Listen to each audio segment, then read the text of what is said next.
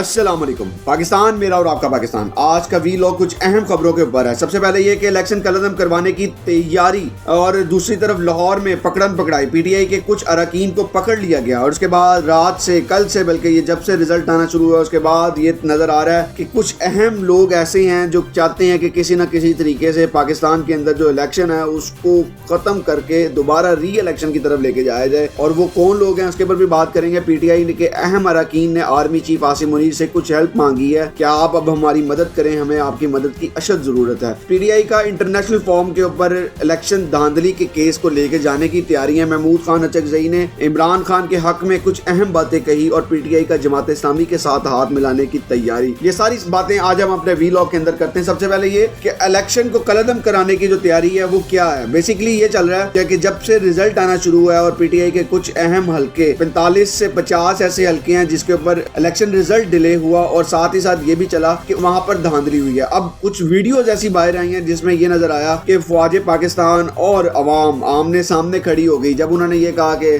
कुछ डब्बे उठाए गए, कुछ यहाँ से वहां हुआ, कोई ठप्पे लगा रहा है। तो उस सारे सिनेरियो को देखते हुए पीटीआई के कुछ लोग ऐसे हैं जो ये चाहते हैं कि किसी ना किसी तरीके से इलेक्शन को कलअदम करवा के इलेक्शन कमीशन वहां पे कलअदम कर दे और दोबारा से हम री इलेक्शन की तरफ जाएं। और इसी से रिलेटेड आज प्रोटेस्ट की कॉल थी लाहौर के अंदर और बाकी शहरों के अंदर, जिसको पीटीआई ने प्रोटेस्ट की कॉल को कैंसिल किया। और उसके बाद हमने देखा कुछ लोग बाहर निकले लाहौर के अंदर और वहां पर उनको पकड़ लिया। खास तौर पे एक फैमिली ऐसी थी जो गाड़ी में, एक वालिद ने झंडा सिर्फ बाहर यूं करके लहराया और उसके बाद पुलिस ने उनको रोक, उनकी फैमिली बच्चों के समेत उसके वालिद को पकड़ लिया और अरेस्ट कर लिया। इसके बाद पीटीआई हमाद अजहर साहब उन्होंने बयान दिया कि हम ये चाहते हैं कि इलेक्शन में जो धांधली हुई है उसको इंटरनेशनल फॉर्म के ऊपर लेके जाए, क्योंकि हमें ये पता है पाकिस्तान के अंदर जो अदलिया है, अदालतें हैं, वो हमें इंसाफ नहीं देंगी। और अब हमें चाहते हैं कि हम अपना इलेक्शन की जो रिजल्ट्स हैं उसकी डिले और इलेक्शन कमीशन से रिलेटेड जो चीजें हैं और जो फॉर्म 45 का मसला है और इससे रिलेटेड सारी धांधली जो हुई है वो चाहते हैं कि इंटरनेशनल फॉर्म के ऊपर लेके जाया जाए ताकि वहां अब हमें इंसाफ मिले। इसके बाद महमूद खान अचकजई ने ऐसी बात की, आज उन्होंने ये कहा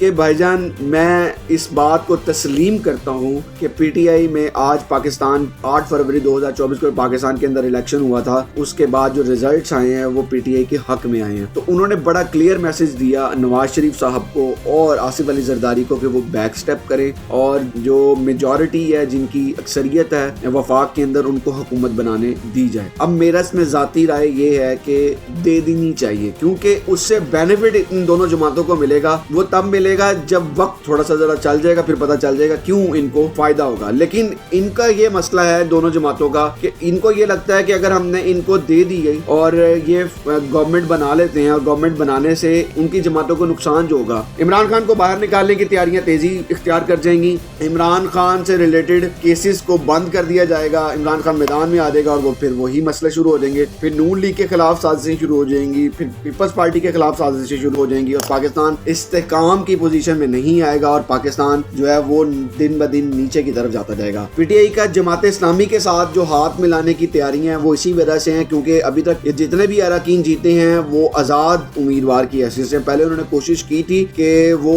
दूसरी किसी और जमात के साथ हैंडशेक करें, लेकिन जब से कराची के अंदर ये एक आवाज़ बड़ी तेज़ी इख्तियार कर चुकी है कि जमात इस्लामी वाले कहते हैं कि हम आपके फॉर्म 45 और अपने फॉर्म 45 लेकर इसके ऊपर केस करने लगे हैं। जो एमक्यूएम जिस तरह जीती है वो एक बड़ा क्वेश्चन मार्क बना हुआ है और पीपल्स पार्टी जिस तरह जीती वो भी क्वेश्चन मार्क बना हुआ है। तो इससे रिलेटेड वो दोनों जमातें इकट्ठी हुई। उससे ये लग रहा है कि पीटीआई और जमात इस्लामी हैंडशेक करके इक्तदार में बैठेंगे और पीटीआई उसके बाद अपना अगला लाहे अमल इख्तियार कर लेगी कि वो केस के ऊपर दोबारा से पीटीआई बैट से रिलेटेड और पीटीआई जमात से रिलेटेड सारी कार्रवाई बाद में की जाएगी। फिल फौरन जो कार्रवाई अभी करने की सूरत हाल है वो यही नजर आ रही है कि पीटीआई जो जमात इस्लामी के साथ हैंडशेक करने की पोजीशन में है। तो ये था सारी इंफॉर्मेशन जो आप तक पहुंचाना इसलिए इंपॉर्टेंट थी कि पाकिस्तान के अंदर इलेक्शन होने के बाद की जो सूरत हाल बनी हुई नजर आ रही है, क्योंकि जिस तरह डिले नजर आ रहा है, हुकूमत बनने की जो डिले है वो यही पोजीशन नजर आती है कि पाकिस्तान के अंदर स्टेबल ना किया जाए पाकिस्तान को किसी ना किसी तरीके से। इसी उम्मीद के साथ अपना वीलॉग इस